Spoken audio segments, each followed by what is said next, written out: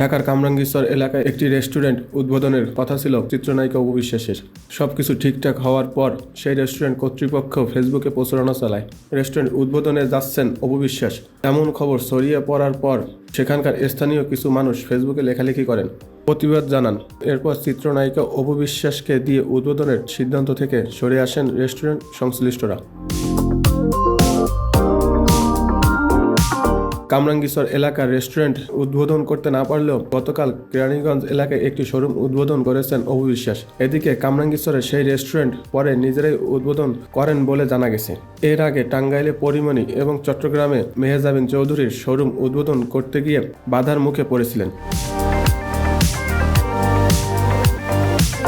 জানা গেছে গতকাল মঙ্গলবার বেলা ৩টায় ঢাকার কামরাঙ্গীরচরের সোনার থালা নামের একটি রেস্টুরেন্ট উদ্বোধনের অতিথি হিসেবে উপস্থিত থাকার কথা ছিল অপু বিশ্বাসের।